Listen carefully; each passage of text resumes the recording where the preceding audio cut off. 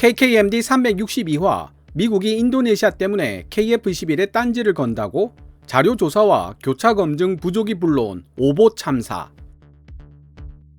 해외의 군사 전문가들이 쓴 해외 밀리터리 기사를 번역하면서 기자란 참으로 많은 양의 공부를 필요로 하는 직업이구나 라고 생각하게 되었습니다.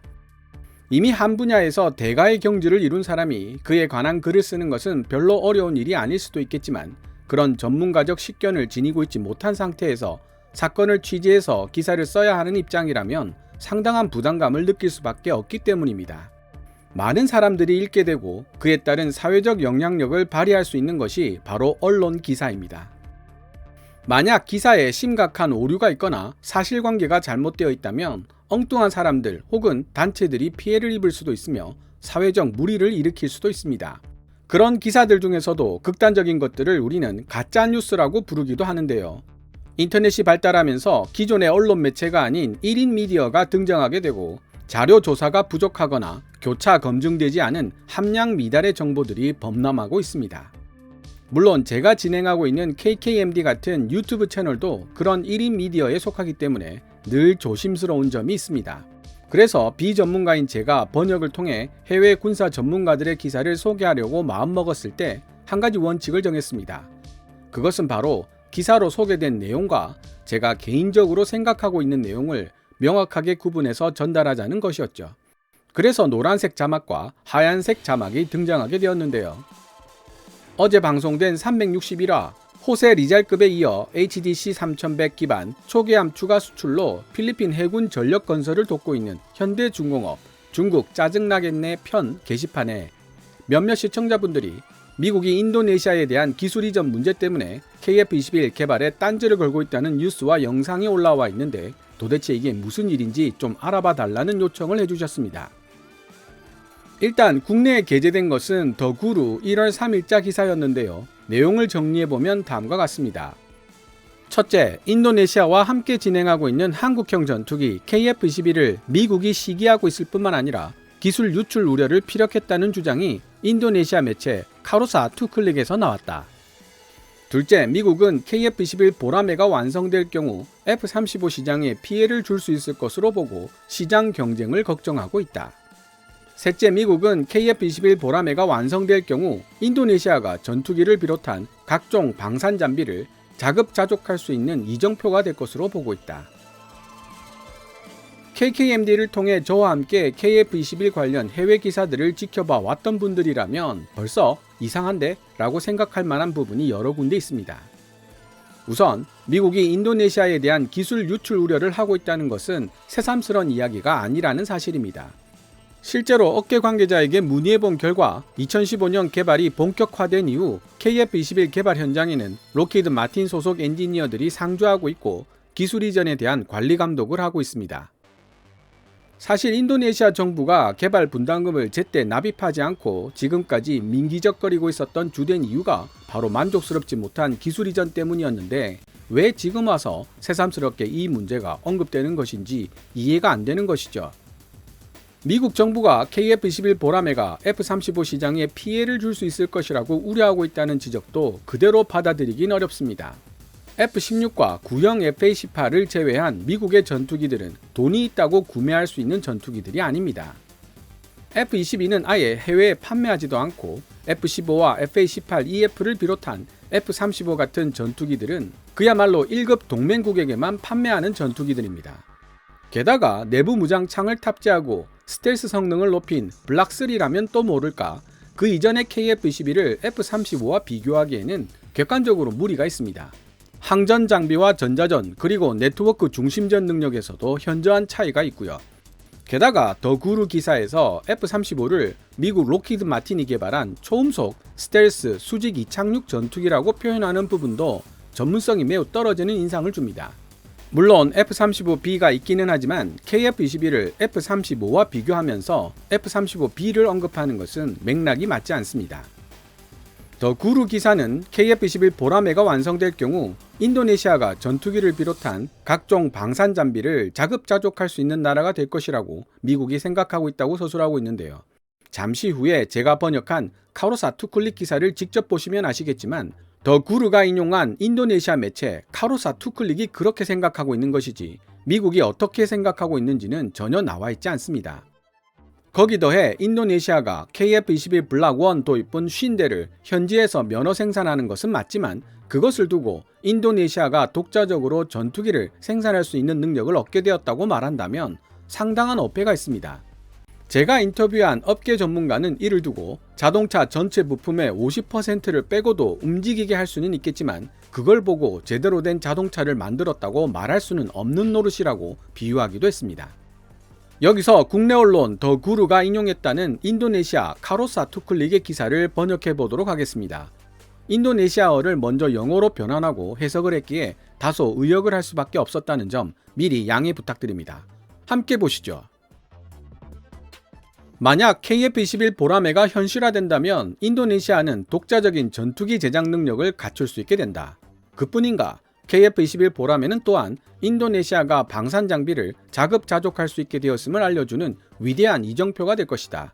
하지만 KF-21 보라매를 완성하기 위해 애쓰고 있는 인도네시아의 노력은 매우 어려운 상황에 처해 있다. 인도네시아가 KF-21을 완성하기 위해 무슨 노력을 했다는 것인지 기사 도입 부분부터 마음에 들지 않습니다만 어쨌든 더 구르 기사 내용과는 달리 인도네시아의 독자적 전투기 제작 능력이나 방산 장비 자급자족에서 미국 이야기는 나오지 않습니다. 인도네시아는 KF-21 보라매 개발에 관련된 비용 지급을 2차례 연체한 것으로 알려졌다. 알려진 바에 따르면 인도네시아가 KF-21 프로젝트에 남아있기 위해서는 약 20조 루피아, 한화 1조 7천억을 대한민국에 예치해야만 한다.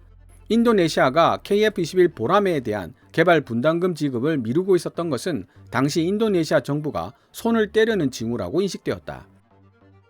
그러나 인도네시아와 대한민국이 KF-21 보라매 개발 분담금 지불에 대한 새로운 합의에 도달한 후 이런 우려는 완화되었다.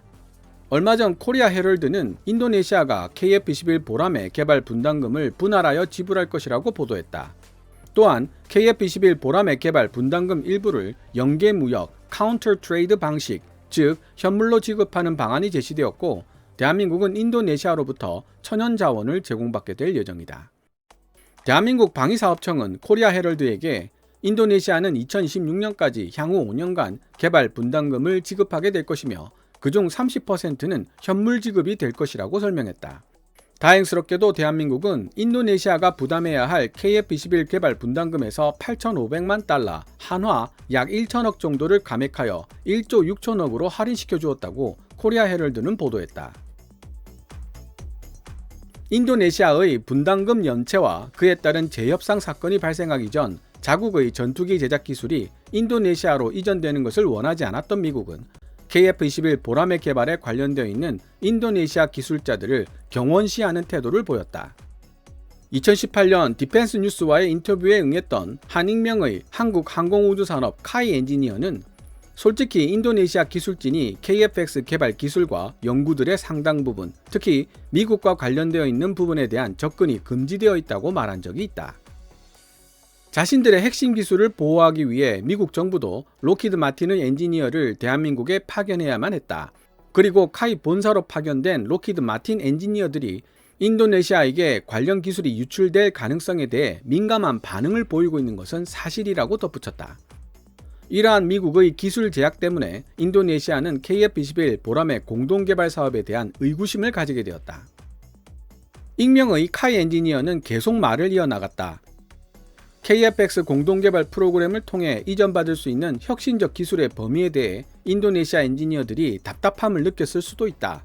하지만 인도네시아가 KF-X 개발 비용의 20%, 즉 5분의 1 정도만 지원하기로 약속했다는 사실을 고려해 본다면 이는 어느 정도 당연한 결과이다.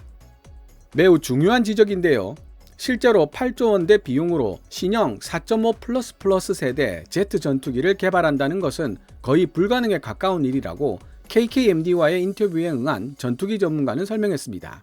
F-16을 개발하기 위해 미국이 들였던 돈과 시간을 생각해 본다면 T-50을 로키드 마틴과 공동 개발할 수 있었던 사건은 그야말로 천운이었다는 뜻이죠. DC 인사이드 군사 갤러리에 올라온 자료 사진을 통해서도 T-50 개발을 통해 어느 정도의 전투기 관련 기술을 축적할 수 있었는지를 가늠해 볼 수 있는데요. 자료의 출처와 신뢰성을 확인할 수 없는 점이 아쉽기는 합니다만 어쨌든 전투기 전문가는 KF-21의 밑거름이 된 T-50 개발은 거의 공짜로 올라탄 무임승차에 가까울 정도의 특혜였다는 이야기를 하고 있습니다. 상세한 내용은 번역을 마친 뒤 말씀드리겠지만 후발주자로서 어쩔 수 없이 하나씩 밟아 나가야 하는 단계가 있는데 한국처럼 미국의 일선 동맹국이 아닌 인도네시아가 그것도 개발 비용의 20%만을 부담하고서 많은 것을 바라는 것 자체가 과도한 욕심이라고 볼 수 있습니다. 물론 대한민국은 T-50을 통해 몇 단계를 단숨에 점프해버리는 기연을 만날 수 있었지만 말입니다. KF-21 보라매가 완성될 경우 인도네시아를 향한 미국의 부러움과 분노를 피할 수 없을 것으로 보인다. 미국은 저렴하면서도 뛰어난 가성비를 지닌 대한민국 전투기 KF-21 보라매가 F-35 시장에 피해를 줄 수 있다며 분노하고 있기 때문이다. 그래서 이제부터 미국은 인도네시아의 KF-21 보라매 프로젝트를 좌절시키려 노력할 것이다. KF-21이 완성되어도 미국이 부러워하고 시기할지는 지켜봐야 알겠지만 혹시 그렇게 되더라도 부러움과 시기의 대상은 대한민국이지 인도네시아가 아닙니다. 카루사 투클릭이 김치 국물을 아예 생맥주 피처로 들이키고 있는데요. 나중에 설명드리겠지만 미국은 KF-21 프로젝트를 좌초시키려는 적극적인 방해 조치를 취한 적이 없습니다. 암남 장착 거부 같은 소극적 의미의 방해는 했었지만요.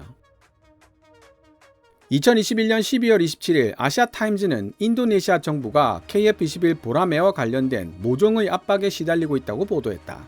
아시아타임즈에 따르면 2018년 대한민국과 인도네시아 사이에 진행되고 있는 KF-X 전투기 프로그램이 너덜너덜 엉망이 되었다는 보도가 있었다는 것이다.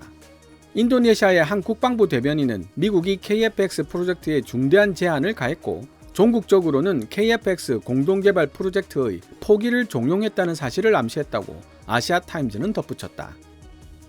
제가 아시아타임즈 12월 27일 기사를 직접 찾아서 읽어봤습니다. 다행히 영문판 기사라서 명확하게 이해할 수 있었는데요. 아시아타임즈가 게재한 12월 27일 기사는 KF-21과는 별 관련이 없는 러시아 수호이-35에 관한 기사입니다. 인도네시아가 러시아 수호이-35를 도입하려 하다가 미국의 압력으로 포기하고 대신 보잉의 F-15EX와 다소 라팔로 선회했다는 내용이 줄을 이루는 기사인데요. 기사를 작성한 사람도 블라디보스톡에 있는 극동연방대학교 국제관계학과 부교수를 맡고 있는 안드레이 구빈이라는 러시아 사람입니다.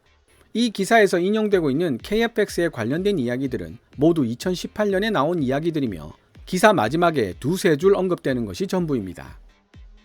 인도네시아의 수호이-35 도입이 미국의 방해로 실패한 것처럼 이후 인도네시아의 KF-21 보라매도 미국에 의해 요격되고 말 것인가? 이는 오로지 시간만이 말해줄 것이다. 지금까지 2022년 1월 1일 인도네시아 매체 카루사 투클릭이 게재한 기사 US is jealous of Indonesia's ability to independently produce the KF-21 보라매. 미국은 KF-21을 독자적으로 생산해낼 수 있게 될 인도네시아의 능력을 시기하고 있다를 번역해 보았습니다. 업계 소식통에 따르면 2022년 1월에도 인도네시아에서 8명의 기술진들이 추가로 파견되었다고 합니다. 만약 국내 언론 더 구루의 기사 내용처럼 정말로 미국이 KF-21 프로젝트에 딴지를 걸 생각이 있었다면 카이가 인도네시아의 기술진들을 추가로 받는 조치를 취할 수가 없었겠죠.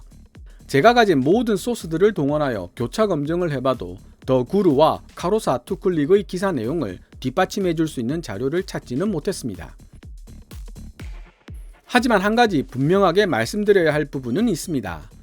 우리가 T-50을 통해 독자적으로 전투기를 개발할 수 있는 능력의 상당 부분을 습득하게 된 것은 분명합니다. 전투기 전문가도 이를 명확하게 확인해주고 있습니다. 하지만 이런 전투기 개발 기술들의 상당수가 미국 정부의 특허 아래 놓여 있다는 사실이 중요합니다. 뿐만 아니라 FA-50이나 KF-21에 쓰이고 있는 핵심 부품들 중에는 미국 정부가 엑스포트 라이센스로 통제하고 있는 것들이 상당수 존재합니다. 따라서 지금 당장은 KF-21의 수출이 자유롭지 못한 것이 사실이며 미국의 입김에 큰 영향을 받게 됩니다. 하지만 중국이 미국의 최대 적수로 부상하면서 한반도의 전략적 중요성이 그 어느 때보다 높아지고 있다는 점이 변수죠. KKMD 356화 중국의 폭주를 막아라. 아태 지역 핵심 안보 제공자로 떠오른 대한민국과 미 언론이 분석한 변화된 한국군의 위상 편에서 소개해드렸던 것처럼 미국은 대한민국이 동북아 지역, 나아가 아시아 태평양 지역의 평화와 안보를 책임져 줄 수 있는 강력한 군사 강국으로 성장해 주기를 바라고 있습니다. 미국이 한미 미사일 지침을 폐지해주고 대한민국이 핵추진 잠수함이나 경항모를 공공연하게 거론할 수 있게 된 것도 이런 미국의 정책적 흐름과 무관하다고 보기는 어렵습니다. 그런 점에서 나토 규격을 따르고 있어 언제든지 미군도 사용할 수 있고 통제하기에도 용이한 체계를 갖추고 있는 대한민국의 방산 제품들은 중국을 포위하는 데 아주 유용한 수단이 될 수 있습니다. 제 개인적인 판단으로는 미국이 KF-21을 시기하고 경쟁 대상으로 볼 것이라는 추론보다는 적절한 수준까지 방임할 가능성이 높다는 추론이 훨씬 더 설득력이 있습니다.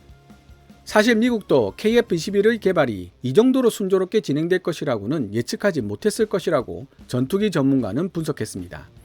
미국도 자신의 필요에 따라 T-50을 한국과 공동 개발했고 전투기 개발 기술의 상당 부분을 전수해 준 것인데 놀랍도록 빠른 속도로 거의 완벽에 가깝게 습득을 해낸 것이죠.